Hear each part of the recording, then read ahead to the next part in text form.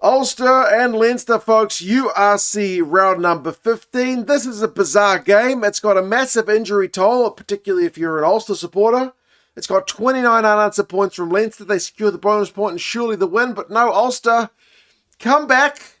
21 unanswered points of their own, but not quite enough to get within that touching distance score. Not enough for any losing bonus points. Not enough for a fourth try bonus point. So it's Leinster with the away win. But as I said, that's a bizarre game to have the scoring all one way and then all the other. The game seemingly dead and buried and then maybe on a knife edge, but not quite. And as I said, so many injuries. Gus Bell, James Hume, O'Toole, the injuries were going on, especially for Ulster. Pretty brutal stuff. Leinster obviously changed their lineup from the Champions Cup one a week ago. They were actually underdogs going into this one. I looked at the odds prior to the game, but yeah, they did really well. Prendergast pulled the strings, gets man of the match.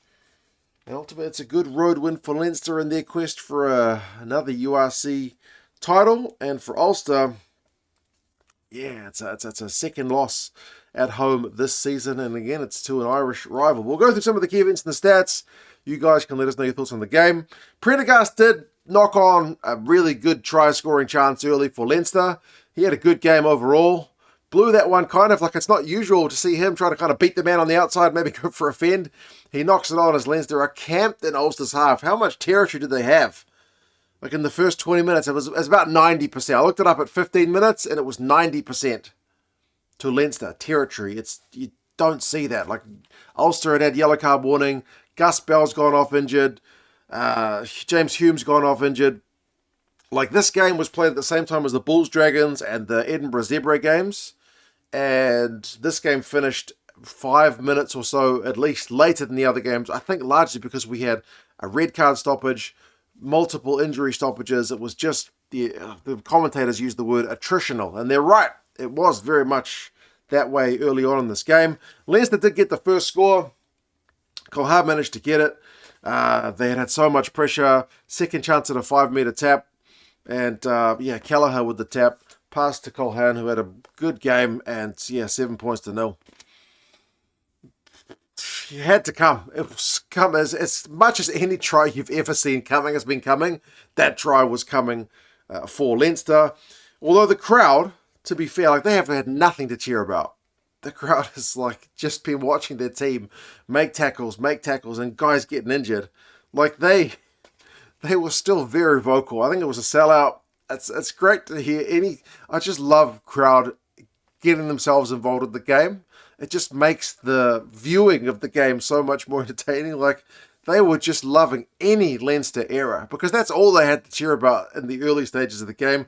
Like at one point, Deeney knocked it on for Leinster, and it was the biggest cheer from the Ulster fans. It was, I just loved it. I love the fact that the crowd is that much into the game and they know what's in the line. They're trying to get their team into the game. They'll cheer anything. A knock on for the opposition, it's like a bigger cheer than if your own team scores a try. I love it.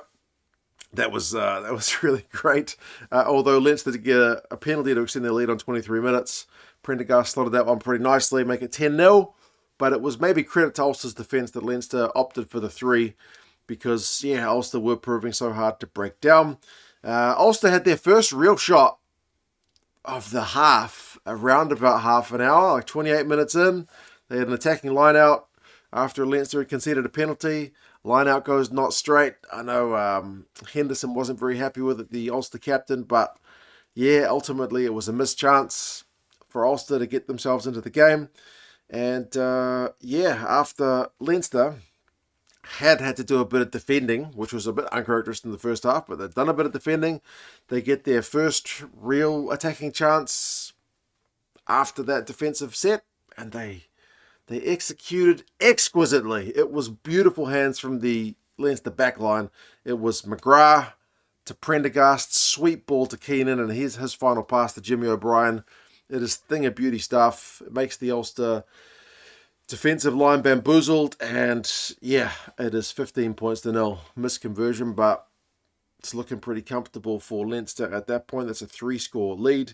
We go into the sheds. The possession's 51-49 to Leinster, so there's nothing much in that, but the territory's 68-32, which is pretty lopsided. Like, it's not as lopsided as I've ever seen, but to be away from home and have 68% territory, I know they said there was a bit of wind, but yeah, it was lopsided. There's only one line break each, but yeah, the Ulster guys have been doing a lot of tackling. 97 tackles to Leinster's 53. Leinster have been down Ulster's 22 a lot more, so... And they've had a dominant scrum. I haven't even mentioned the scrum. The scrum was pretty dominant. Gus Bell going off doesn't help things for Ulster, but yeah, dominant scrum from Leinster. Second half, and the yellow card warnings continue for Ulster because they are conceding more penalties. Prendergast missed touch at one point, which was a bit of a let-off, but it didn't really matter because Ulster conceded another one. It was some pretty nice Leinster phases going through relentlessly like they do in the final play. It was the linking up of those two old Leinster hands in the midfield. I say old hands, but they just played a lot of games together. Ringrose and Henshaw. Yeah, plus a yellow card to Sheridan, who's only just come off the bench for Ulster because another advantage had been given away in the build-up to the try. So 22 points to 0. Leinster are looking mightily comfortable away from home. Ulster did need some big defence to try and hold out during the yellow. Couldn't get it. Again, relentless from Leinster. Wide ball from Prendergast, who got the bonus point try out wide. He'd missed that one at the start of the first. He gets one in the second, so I don't feel like he scores many tries. How many tries has Sam Prendergast scored? But he took that one really nicely, celebrated it. 29 points to 0. And I'm thinking, man, this game's not really lived up to the billing. Because as I said, there were 3 games on this morning, my time. I thought this is the one I should be watching based on the matchups, the positions on the table, away from home, change lineup. This game should be interesting. Nah, 29-0. It's a hiding. But that's where Ulster start playing. That's the final scoring for Leinster. Ulster did get themselves on the board despite having the yellow card. Bryn Ward came off the bench with absolute fire in the belly. He was everywhere on the ball carry. So despite, as I said, being a man down, Murphy had a nice carry. And then Doak really wide ball to Bryn Ward, and he just steamrolled his way over for a try. The momentum kind of carried him over as he rolled. 29-7. Is that game on? Maybe. It gets more interesting because there's a card for Max Deegan, who's likewise not long off the bench. It's an aerial contest, which is not the first time Leinster's found themselves in trouble for an aerial contest with Werner Koch. I think it was Jimmy O'Brien who got pinged for it earlier just with a penalty. But this time it is Deegan, who just doesn't get off the ground. He's chasing a kick through, but he just puts himself in an awkward position. And Werner Koch, who's always going to jump for that, jumps, lands on top of Deegan, flips over. It's not a good look. He could have landed all kinds of dangerous ways. Fortunately, he doesn't land too badly, but it's a TMO stoppage. Ref says it's a yellow. The bunker reviews that one to be red. So Deegan goes off. So basically for the rest of the game, Leinster are going to be 14 men against Ulster's 15. Does that mean the comeback is on? Can Ulster punish the extra man? They can. McCloskey finally gets himself into the game. He has a big carry on the right. They shift the ball left to Zach Ward. So the Wards get the tries for Ulster. He's got some wheels, so 29 points to 14. And then it's a quick fire double. Ward gets his second. Dak, not Bryn. My gosh. Ulster on kick return. Dave McCann. I never knew he was that silky a runner. Goodness me. He was elusive. He bamboozled the Leinster defenders 29-21. With the way McCann carried that, I thought Leinster are done here. They're going to keep coughing up points if they can't tackle the man, but that was wrong. That was a bit of an exaggeration because there's no more point scoring after this. Just as it looks like Ulster have got all the momentum. They've scored 3 pretty quick-fire tries. That's it. There's some turnovers, one both ways. There's some knock-ons. The momentum kind of slows down. That's good for Leinster. Leinster are able to get a bit of position, just roll through some phases. Even if they got turned over, doesn't really matter because the clock's ticking down. So, yeah, the game finishes out with that scoreline. So it's the worst one for Ulster because they, as I said, within touching distance of that 4-try bonus point, losing scoreline bonus point, they get neither. And for Leinster, it's a bonus point win away from home. And they didn't have the injury toll that Ulster had, so it's a great result for them.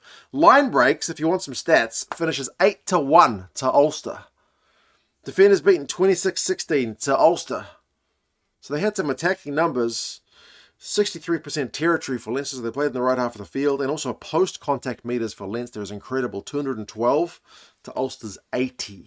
So both sides excelled in their own ways. Also turnovers conceded as 15-8 with Ulster on the wrong side of that one. So a bit too much coughed up ball. Individuals, Colhan had 16 carries for Leinster, big in the loose. Bryn Ward, 2 line breaks from the bench. Dave McCann, 21 tackles along with that big carry which set up a try. Augustus had 21 tackles for us as well. Thomas Clarkson won a couple of turnovers for Leinster. So, interesting game in the end. As I said, 29-0. It was starting to look like it was going to be a bit of a disappointing watch, but it had its entertainment value.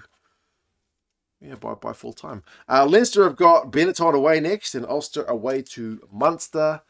That is URC opening games for round 15. I have seen the results of the other two, but I won't mention them here in case you guys are looking out for them. But anyway, you guys let us know your thoughts on the match. Take care. Subscribe to the channel.